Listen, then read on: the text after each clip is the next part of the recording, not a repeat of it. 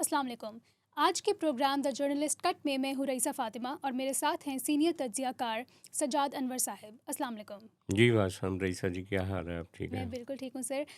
आज हम गुफ्तगू स्टार्ट करेंगे इमरान खान से। काफ़ी अरसे से हमने अपने शो में उनके बारे में बात नहीं की, लेकिन आज एक बड़ी ख़बर ये है कि मैंने 2-3 तज्ज़ियाकारों से और 1-2 जगह पे पढ़ा भी है कि इमरान खान की इस्टेब्लिशमेंट के साथ बैक एंड पे कोई डील मेकिंग के कोई आसार बनते नज़र आ रहे हैं। उनकी कोई बातचीत चल रही है और इसके साथ ही साथ ये ख़बरें भी सामने आई हैं कि फैसल वाउडा साहब की और अली अमीन गंडापुर साहब की बैक एंड पे इमरान खान से खुफिया मुलाकातें करवाई गई हैं और ये ख़बरें सरगर्म हैं। पीटीआई के सपोर्टर्स इसको लेके काफ़ी शशोपंच का शिकार हैं कि इमरान खान ईद से पहले बाहर आ रहे हैं। तो इस पे बताएं। देखें रईसा जी, पाकिस्तान में कुछ भी हो सकता है। हम किसी चीज़ को ये नहीं कह सकते, रद्द भी नहीं कर सकते और ये भी नहीं कह सकते कि ये होने जा रहा है, ये जो गुफ्तगू आप कह रही हैं। लेकिन हम पॉसिबिलिटीज़ को डिस्कस कर सकते हैं जी। कि हुआ क्या और क्या हो सकता है।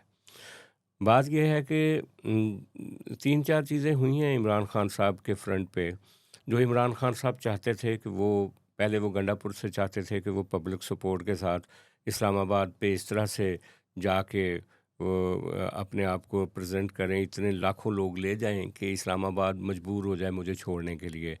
वो नहीं कर सके तो उन्होंने नया सीएम लगाया। नए सीएम भी वो नताइज नहीं दे जी। सके अगर आप जी। इन सारी चीज़ों का तज़िया करें।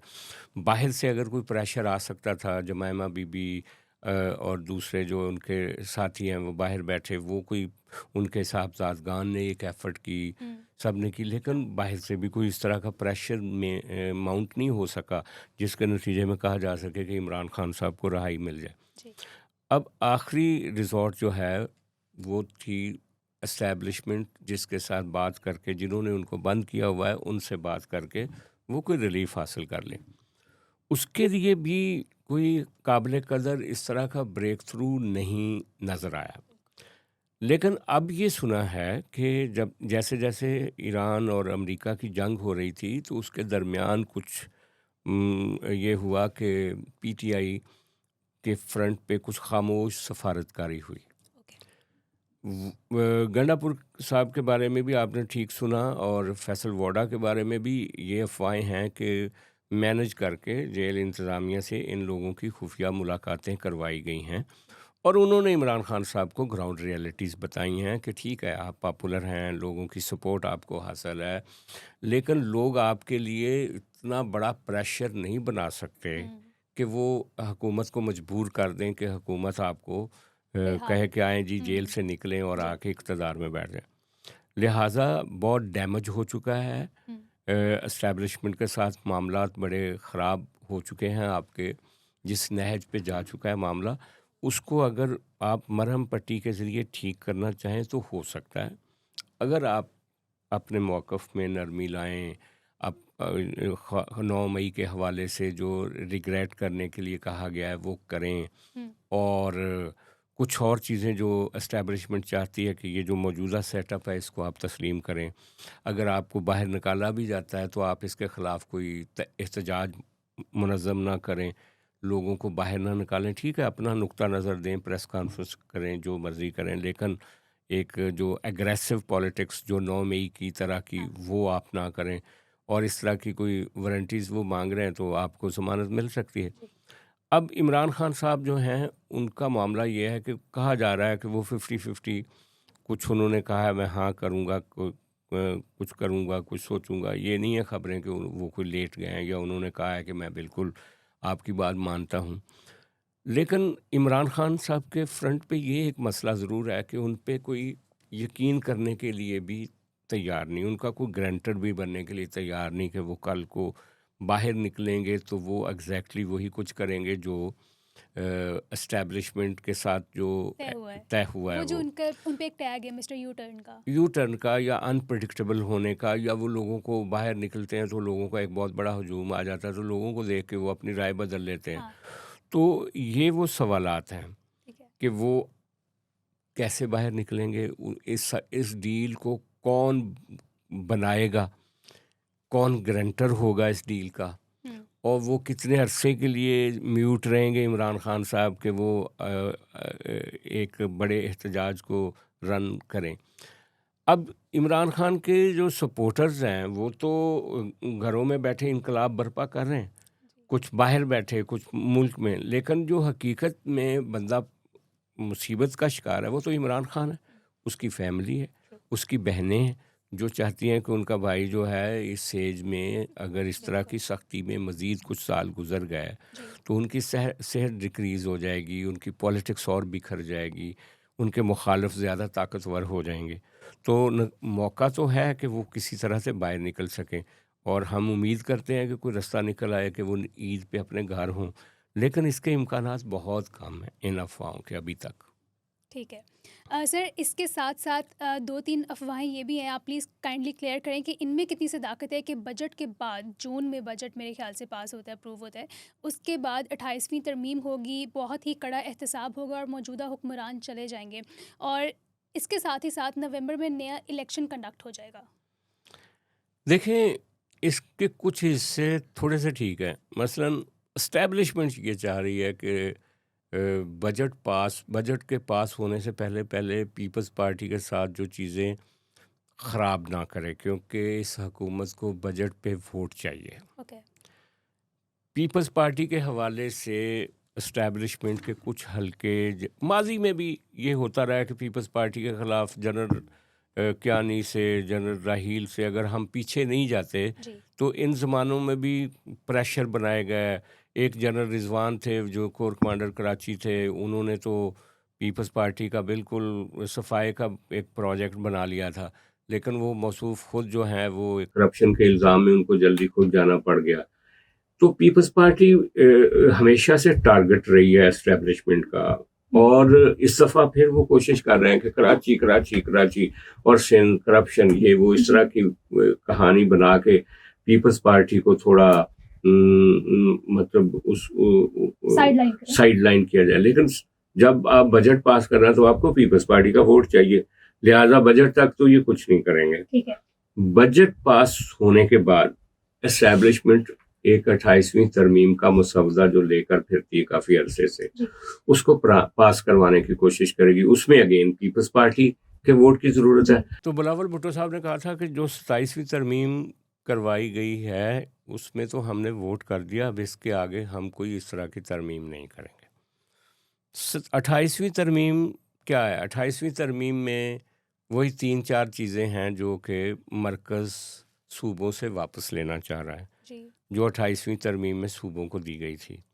वो है आपका जो सबसे बड़ा जो NFC अवार्ड है, उसमें जो तकसीम है उसको रिव्यू करने की बात की जाती है। फिर उसके अलावा कुछ और सूबाई खुद मुख्तारी की चीज़ें हैं जिनके ऊपर पाकिस्तान पीपल्स पार्टी बिल्कुल तैयार नहीं है।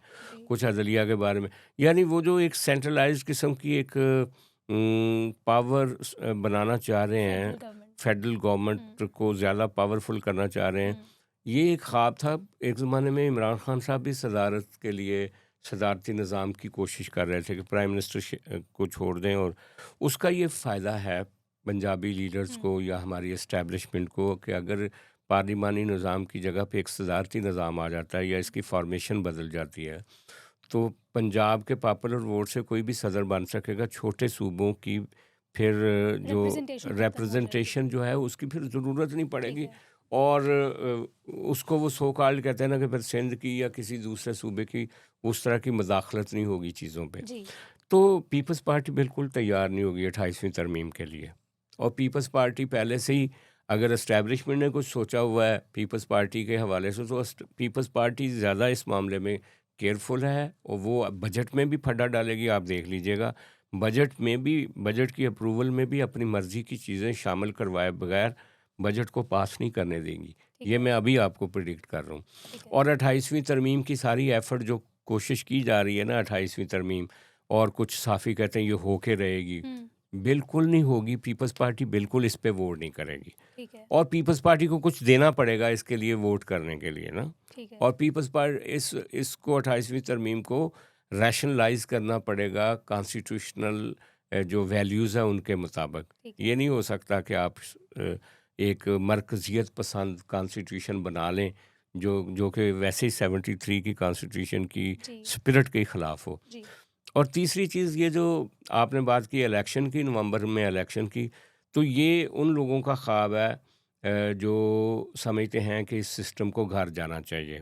ये जो पीपल्स पार्टी और नून लीग का एक सिस्टम बना हुआ है ना, हुँ, इस सिस्टम को उधेड़ने वाले जो लोग हैं उनकी ख्वाहिश है। लेकिन एस्टैब्लिशमेंट अभी इस सिस्टम को उधेड़ेगी तो अपने नुकसान में जाएगी। एस्टैब्लिशमेंट इस सिस्टम को पकड़ के रखेगी। ठीक है। और इसको इस जो लोग कहते हैं ना नवंबर में इलेक्शन हो जाएंगे, वो इमरान खान साहब के कुछ हामी हैं और कुछ ऐसे लोग हैं जो स्पॉयलर्स हैं विद इन दिस सिस्टम।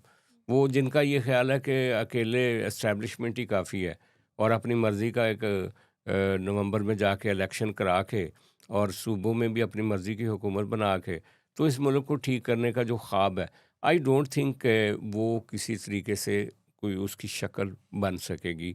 ये जो ख़ाहिशात तो ज़रूर हैं, एस्टैब्लिशमेंट की बहुत सारी ख़ाहिशात होती हैं हर ज़माने में जो पूरी नहीं होती और ये उसी तरह की कुछ ख़ाहिशात हैं जो और इन ख़ाहिशात के अंदर चूँकि एक सिस्टम के लपेटे जाने की बात है तो पीटीआई भी खुश है कि चलो ये तो जाएँगे ना। लेकिन पीटीआई को आई थिंक ये समझ नहीं है कि ये डोसाइल किस्म का ये जो हाइब्रिड निज़ाम है, अगर एस्टैब्लिशमेंट को ये कबूल नहीं है तो पीटीआई और इमरान खान कैसे कबूल हो सकता है? ये वो एक बेवकूफ़ी की वजह से इस सारे मामले को सपोर्ट कर रहे हैं। ठीक है। सर, जहाँ हम पीपल्स पार्टी की बात कर रहे हैं वहाँ पे हम थोड़ी सी मज़ीद प्रेसिडेंट आसिफ अली ज़रदारी के बारे में बात कर लेते हैं कि वो 1 या 2 रोज़ा दौरे पे अभी लाहौर से होकर गए हैं। लेकिन लाहौर में वैसे तो according to the blue book जब कोई प्रेसिडेंट किसी प्रोविंस में आता है तो सीएम आइदर उनको रिसीव करती हैं या फिर सी ऑफ करती हैं। लेकिन यहाँ पे ऐसा कुछ नहीं देखा गया, उनको किसी किस्म का प्रोटोकॉल फ्राहम नहीं किया गया। सिर्फ़ एक गवर्नर पंजाब उनके साथ है जो कि उन्हीं की पार्टी से ताल्लुक़ रखते हैं। एक तो इस पे हम बात करेंगे, दूसरा एक पॉइंट ये कि अभी वो चाइना में है। मैं दूसरा आपसे ये पूछना चाहूँगी कि चाइना में किस किस्म के एमओयूज़ साइन हो रहे हैं? क्योंकि ये सुनने में आया है कि कुछ एमओयूज़ पाकिस्तान और चाइना के दरमियान साइन हो रहे हैं। उनमें एक तो डिसैलिनेशन प्लांट्स के बारे में है। ये मैं अपनी ऑडियंस के लिए बता दूं कि डिसैलिनेशन प्लांट्स होते हैं जो कि रिवर्स ऑस्मोसिस आरओ एक सिस्टम है जिसके थ्रू सॉल्ट को या इम्प्योरिटीज़ को सी वाटर से, मतलब समुद्री पानी से ख़त्म किया जाता है। तो इस पे हम बात करेंगे। हाँ, ये पहला नुकता तो ये है कि मरियम साहबा को ऐसा बिल्कुल नहीं करना चाहिए जैसे वो कर रही हैं। वो अपने चिच्चा शहबाज शरीफ साहब को भी ना रिसीव करती हैं, ना सी ऑफ करती हैं। वो ज़रदारी साहब उनके वालिद साहब की उम्र के हैं और उनकी वो कहती हैं कि मैं इज़्ज़त भी बहुत करती जी, हूँ। लेकिन वो जब भी पंजाब आते हैं तो वो इस तरह से आते हैं कि जैसे वो प्रेसिडेंट नहीं है, कोई एक आम शहरी के तौर पे। हाँ, एक उनको पॉलिटिकल उनको कोई उस तरह पर्सन का है। प्रोटोकॉल एयरपोर्ट्स पे नहीं मिलता जी, पंजाब गवर्नमेंट की तरफ से। तो ये एक एरोगेंस जो है मरियम नवाज़ साहबा की तरफ से जो अखलाकी जो सियासी अखलाकियात भी हैं, कॉन्स्टिट्यूशन के तकाज़े भी हैं, आप ब्लू बुक का ज़िक्र कर रही हैं, उसमें भी लिखा है। तो इस वो क्यों कर रही हैं ऐसा? क्या वो अपने आप को लार्जर देन यानी सिस्टम समझती हैं? ये तो डिक्टेटर्स वगैरह की सोच होती है कि हू केयर कि मैं किसी का क्यों ख़्याल करूँ? कल को मरियम साहबा किसी ऐसे फेडरल ओहदे पे हों, प्रेसिडेंट बने या प्राइम मिनिस्टर बने और एक सूबा उनको नोटिस ही ना करे कि वो आ रही हैं या जा रही हैं, तो उनको कितनी तकलीफ़ होगी। तो मेरा ख़्याल है कि इस वक्त जब कि मरियम साहबा ग्रो कर रही हैं, अभी एक सीएम हैं, इन्होंने आगे जाना है, हुँ, तो उनको अपने इस रवैये पे, इस एरोगेंस पे और इस तरह की स्टाइल ऑफ पॉलिटिक्स पे गौर करना चाहिए। रहेगी बात ज़रदारी साहब के चाइना के विज़िट की। हुँ, चाइना का विज़िट बड़ा उनका पर्पसफुल है। वो ठीक है। अपने सिंध के कुछ मिनिस्टर्स को भी लेकर गए हैं साथ और वो मांडवी वाला साहब भी उनके साथ हैं और भी कोई डेलीगेशन में लोग हैं। तो वो ये जो कराची को एक डेवलप्ड सिटी बनाने के लिए सबसे बड़ा मसला पानी का है वहाँ पे। ओके। तो अगर ये पानी के प्रोजेक्ट्स चाइना लगा देता है, वहाँ पे इन्वेस्टमेंट करता है चाइना आके और ये बहुत सारे प्लांट्स जो हैं खलीजी मुल्कों में भी चाइना ने लगाए हुए हैं, कुछ दूसरी कंपनियों ने लगाए हुए हैं। तो चाइना के पास एक्सपीरियंस भी है इस समंदर का, तो वो अगर आके लगाते हैं तो ये कराची के अवाम के लिए एक बहुत बड़ी ख़बर होगी और होपफुली शर्जील मेमन ने और मांडवी वाला साहब ने मिल के ये जो किया है वहाँ पे एमओयू साइंस किए हैं, इसका कराची के लोगों को फ़ायदा होगा। और वैसे भी ये जो जरदारी साहब का विज़िट है, ये बड़ा यूज़फुल होगा अदरवाइज़ भी पाकिस्तान के लिए। वो ठीक है। काफ़ी और भी मुआहदे करने जा रहे हैं वहाँ पे। ठीक है। सर, इसके साथ ही हम चीफ़ जस्टिस ऑफ पाकिस्तान की बात करेंगे। उन्होंने एक लेटर लिखा है जिससे ये सामने आ रहा है या लोग ये ख़्याल कर रहे हैं कि शायद जुडिशरी में और गवर्नमेंट में एक मेजर कॉन्फ्लिक्ट होने जा रहा है, जैसे 2007 में लॉयर्स मूवमेंट की शक्ल में हुआ था। तो जो लेटर के 1-2 पॉइंट्स हैं वो मैं पढ़ देती हूँ, बल्कि हम साथ-साथ ही उन पे बात कर लेते हैं। मैं वन बाय वन इसके बारे में पढ़ती हूँ। एक तो पहला है अदालती आज़ादी, जुडिशियल इंडिपेंडेंस को ख़तरा। उन्होंने कहा है अपने लेटर में कि अगर जजों को इंतज़ामी फ़ैसलों के ज़रिए एक हाई कोर्ट से दूसरी हाई कोर्ट मुंतकिल किया जाने लगे, तो जज इंटरचेंजेबल या काबिल तबादला अफसर बनकर रह जाएंगे, जो कि अदलिया की आज़ादी के ख़िलाफ़ है। हाँ, बिल्कुल ठीक बात है उनकी। वजह ये है कि ये मसला कब पैदा हुआ? ये मसला इमरान खान साहब के हवाले से उनके जब मुकदमात इस्लामाबाद हाई कोर्ट में आए, तो वहाँ पे एस्टैब्लिशमेंट ने कुछ जजों को ऑब्ज़र्व किया कि वो इमरान खान साहब को रिलीफ़ देना चाह रहे हैं, या जाएँगे तो इमरान खान साहब को रिलीफ़ मिल जाएगा। ठीक है। तो एस्टैब्लिशमेंट ने पहले तो उन जजों पे काम किया, लेकिन वो जज अगर नहीं माने तो फिर एक कानून बनाया गया 27वीं तरमीम में, जो कि बड़ा अनपॉपुलर है, जिस पे पीपल्स पार्टी को रगेदा जाता है, जिसके बारे में कहा जाता है कि अदलिया की शक्ल ही बदल गई। उसमें ट्रांसफ़र का इख्तियार मिल गया एग्जेक्टिव को कि वो जजों की ट्रांसफ़र कर सकते हैं। जी। अच्छा, ये जो ट्रांसफ़र का इख्तियार है, इसके बारे में कहा गया कि ये दुनिया में भी है, बाकी मुल्कों में भी है इसकी प्रेसिडेंट। ये कोई ऐसा कानून नहीं है कि बारबेरियन कानून है कि जो बिल्कुल ये कोई डिक्टेटरशिप को आइडेंटिफाई नहीं करता। लेकिन ये जो चीफ जस्टिस साहब ने ख़त लिखा है, हुँ। उससे ये ज़ाहिर होता है, उन्होंने ये कहा है कि अगर इस कानून को एक टूल के तौर पे इस्तेमाल किया जाएगा और अदलिया के इंसाफ करने के फ़ैसलों को ये मुतासर करेगा और जजेस को ट्रांसफरेबल एक प्रोडक्ट बना दिया जाएगा, तो जज कैसे अपने आज़ादाना फ़ैसले कर हुँ। सकेगा। ये बात उनकी दुरुस्त है। ठीक है। इसी तरह उन्होंने और भी कई पॉइंट्स सर, दूसरा उठाए हैं। पॉइंट है प्यूनेटिव ट्रांसफ़र, जिसको उर्दू में ट्रांसफ़र को मतलब सज़ा कि बनने का सज़ा के खदशा। तौर पे, जी। कि अगर आपको एक जज कबूल नहीं है, जी। तो आप उसको ट्रांसफ़र कर रहे हैं, तो इस वजह से नहीं ट्रांसफ़र कर रहे कि आपको उसकी ज़रूरत है या नहीं। इस वजह से कर रहे हैं कि चूँकि ये जज जो है ज़रा इंडिपेंडेंट है, तो लिहाज़ा इसको पनिश करना चाहिए और इसको अपनी फ़ैमिली से, घर से, अपने इलाके से दूर कहीं ट्रांसफ़र कर दें, ताकि अगर वो वहाँ जॉइन ना करे, जी। तो फिर वो अपनी नौकरी से हाथ धो बैठे। तो सही। ये तो एक सज़ा बन जाती है सर, ना। एक तीसरा पॉइंट भी बहुत अहम है, जिसमें फेडरलिज्म, वफाकियत और मसावी नुमाइंदगी उन्होंने कहा है कि मुतासिर होगी, और वो इस तरह से कि उन्होंने कहा कि बाज़ ट्रांसफ़र्स, मसलन खादिम हुसैन सोमरो को वापस सिंध हाई कोर्ट भेजना, वफाकी तवाज़ुन और इक्विटेबल रिप्रेजेंटेशन के असूल को कमज़ोर करता है। हाँ, ये तो इस्लामाबाद हाई कोर्ट जब बना था, तो उसमें ये तय हुआ था ना कि चारों सूबों के जज जो हैं, उसमें एक प्रोपोर्शन के हिसाब से बैठेंगे। जी। लेकिन अब जब आपने वहाँ पे इस तरह करना शुरू कर दिया कि जी। अपने मर्ज़ी के बेंच बनाने के लिए, तो उसमें वो प्रोपोर्शन डैमेज होना शुरू हो गया। ठीक है। तो ये उनका सही पॉइंट है।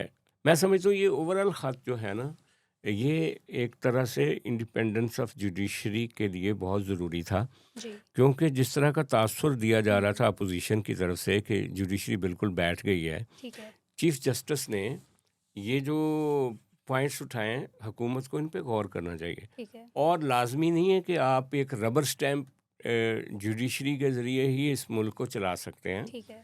आज़ादी दें जुडिशरी को फ़ैसले करने के लिए, ठीक और है। आप में एक हिम्मत होनी चाहिए कि आप अगर किसी बंदे को जेल में रख रहे हैं, तो फिर उसके मुकदमात की जो एक प्रॉपर इन्वेस्टिगेशन, जी। और आपके पास प्रॉपर मवाद होना चाहिए कि उसकी रीज़निंग होनी चाहिए कि आपने क्यों किसी को जेल में रखा हुआ है, जी। बजाय इसके कि आप जजों को फारग करना शुरू कर दें। बदकिस्मती ये है कि ये मैंने देखा है, पीपल्स पार्टी के लोग जब गिरफ़्तार हुए, मुस्लिम लीग नून के लोग जब गिरफ़्तार हुए, जब अब इमरान खान साहब गिरफ़्तार हैं, तो कहीं पे भी जो हमारी इन्वेस्टिगेटर्स हैं, हुँ। उन्होंने कोई अपनी प्रोफ़ेशनल स्किल नहीं दिखाई। हुँ। कहीं पर ना जरदारी साहब को ये कि कोई सज़ा दिलवा सके हैं, ना उनकी पार्टी के किसी बंदे को सज़ा दिलवा सके हैं, ना मियाँ नवाज शरीफ को या उनकी पार्टी को। और इसी तरह इमरान खान का केस है कि अभी तक आपने वो उन केसेस को फाइनलाइज ही नहीं किया जितने केस हैं इमरान खान के ख़िलाफ़। जी। और जजों को ट्रांसफ़र करके तो वक्त तो गुजार सकते हैं आप, लेकिन ये तो नहीं कर सकते आप कि जो एक इंसाफ के तकाज़े हैं उनके मुताबिक इमरान खान को फ़िक्स कर सकें उन इल्ज़ामात में जिन इल्ज़ामात के तहत आपने उनको गिरफ़्तार किया हुआ है। जी। सर वैसे तो ख़त के मज़ीद भी पॉइंट्स हैं, लेकिन जो हमने डिस्कस किए हैं उसमें मतन पूरा क्लियर हो रहा है, उसका हमने ऑलमोस्ट डिस्कस कर लिया है। इसके साथ ही जो नेक्स्ट पॉइंट बहुत इम्पॉर्टेंट है वो ये कि आपने आप जानते होंगे कल परसों एक वाइट हाउस के कॉरेस्पॉन्डेंट डिनर पे फायरिंग की गई है एक 31 साला शख्स की जानिब से, जिसमें कोई किसी को नुकसान नहीं पहुंचा, जानी नुकसान नहीं पहुंचा। और ये एक बहुत बड़ा सिक्योरिटी लैप्स इसको ऑब्वियसली इंटरनेशनल मीडिया यही कह रहे हैं ना कि वाइट हाउस में कोई जाके इतनी आसानी से फायरिंग नहीं कर सकता। तो बहुत सारे लोग ये कह रहे हैं, मेरा ज़ाती ख्याल भी ये है कि ये शायद करवाया गया है, ये एक फ़ाल्स फ्लैग ड्रामाटाइज्ड। आप कह रही हो हाँ, फ़ाल्स हाँ फ्लैग? जी। आप कुछ कहते हैं कि जैसे बॉलीवुड की फ़िल्म जो है वो शूट की जा रही थी। जी। तो ये बात तो दुरुस्त है कि जब एक शूट आउट होता है ना, ठीक है टारगेट पे गोली नहीं लगती, हुँ, लेकिन कहीं न कहीं अगर मजमा है तो कहीं न कहीं लगती है। लगती है, कोई ना कोई हर्ट होता है, हाँ, कहीं न कहीं डैमेज होता है। जी, ऐसा कुछ भी नहीं हुआ। जी, तो ये एक यूनिक सवाल है। जी, लेकिन इसके साथ कुछ लोग ये भी कहते हैं कि ट्रंप साहब जो हैं वो इतने अनपॉपुलर हैं इस वक्त ईरान इज़राइल जंग और अमेरिका जंग की वजह से, और अपने कुछ बयानात और जिस तरीके से कहा कि मैं तहज़ीब मिटा दूंगा, उनके ख़िलाफ़ जिस तरह से गीत बन रहे हैं वहाँ पे, जिस तरह से स्ट्रीट मूवमेंट्स बन रही हैं, वो जितना बहुत बुरी तरह से अनपॉपुलर हो रहे हैं, जी। तो उसको बूस्ट देने के लिए किसी ने लगता है मशवरा दिया होगा कि इस तरह का एक ड्रामा स्टेज करें हाँ, ताकि एक सिंपैथी की लहर आपके लिए हाँ, आए। गेन हो सके। लेकिन ऐसा आमतौर पे होता नहीं है। लेकिन ये जो पॉपुलर लीडरशिप होती है ना, जो अपने आप को समझते हैं कि हम बड़े डिस्पेंसिबल हैं, हुँ, वो इस तरह की हरकतें करते हैं। जैसे इंडिया में मोदी साहब हैं, या इसको स्टंट पॉलिटिक्स भी कहा जी, जी। जाता है आमतौर पे ना। जी। हाँ। सर आपको याद होगा जब उनके कान के पास से छूकर गुज़री थी, तब तो उनके चेहरे पे तासुर वाज़िया था, वो भी डरे घबराए हुए थे। लेकिन इस वाले इंसिडेंट के बाद वो फ़ौरन ही मीडिया टॉक करने आ गए, उस मीडिया टॉक में वो मुस्कुराए भी हैं, तो बहुत एक इत्मीनान उनके चेहरों पे झलक रहा था। तो ये वैसे कॉन्स्पिरेसी थ्योरी सही लग रही है कि ये प्लान्ड ही था। इसके साथ ही हम ये बात करेंगे कि पाकिस्तान ने जो मीडिएशन करवा रहा है ईरान और यूएस के दरमियान, नेगोशिएशंस यानी मुज़ाकरात तो कहीं बीच में ही रह गए हैं, लेकिन अ, किसी फ़रीक ने पाकिस्तान की एज़ सच बुराई नहीं की कहाँ कहीं पे जाकर। फ़ॉर एग्ज़ाम्पल जैसे अब्बास अराग़ची भी अभी वो मॉस्को गए हैं, उन्होंने वहाँ के एफ़एम से मुलाकात की है, वहाँ पर जाकर भी उन्होंने पाकिस्तान की तारीफ़ की है।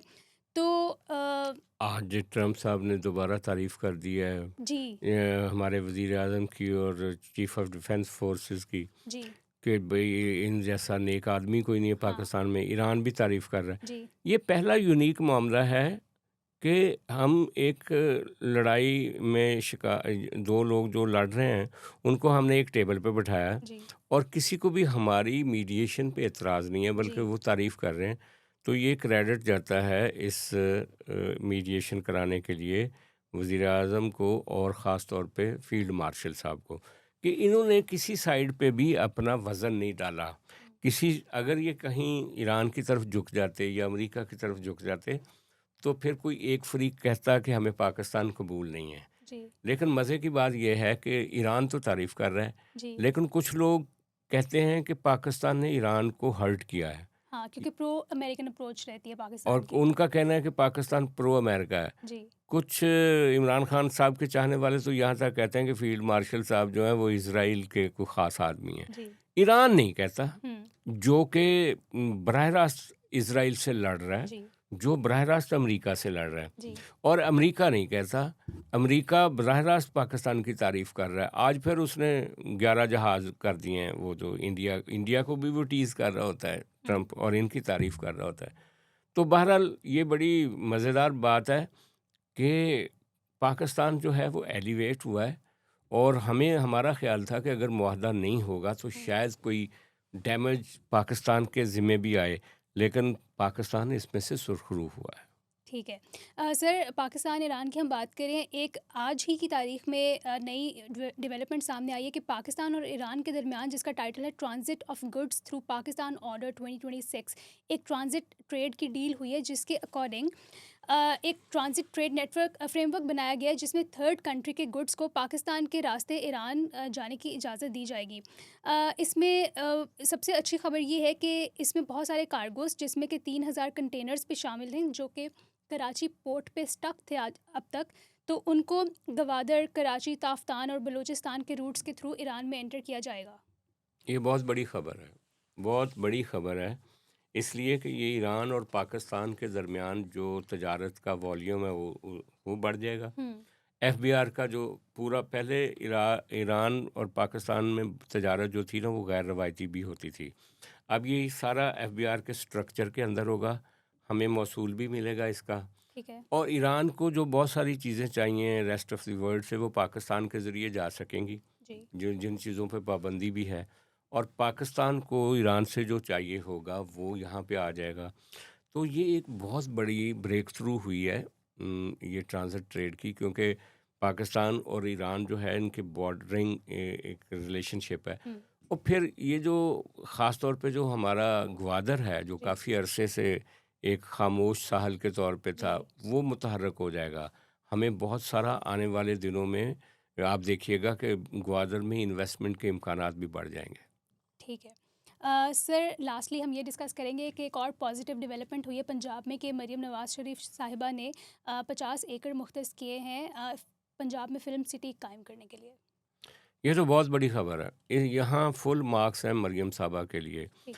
पाकिस्तान में हुआ यही है कि जो एक तरह से जिसको कहा जा सकता है ना, कि लोगों के अंदर नफ़रत फैलाने वाला कंटेंट बहुत बेचा गया है सारे अरसे में। हुँ, एंटरटेनमेंट हमारी ज़िंदगियों से निकल गई है, जी, और हम एंटरटेनमेंट के लिए अभी भी इंडिया के साथ हमारे रिश्ते ख़राब हैं, लेकिन लोगों के पास सिवाय बॉलीवुड मूवीज़ के या हॉलीवुड की मूवीज़ के और कोई स्कोप नहीं है। हुँ, और हमें ज़रूरत है अपनी फ़िल्म को डेवलप करने के लिए। और जिस तरह से पंजाब गवर्नमेंट ने पिछले दिनों फ़ंड भी किया बहुत सारे डायरेक्टर्स को, और जो ये अब फ़िल्म सिटी बनाने का मंसूबा है, ये मरियम साहबा का बहुत बड़ा काम है, और इस पे उनकी जितनी तारीफ़ की जाए कम है। ठीक है। Sir, thank you so much for your analysis on all of these issues. कल हम हाज़िर होते हैं एक नए एपिसोड के साथ। Thank you so much. जी, बहुत शुक्रिया।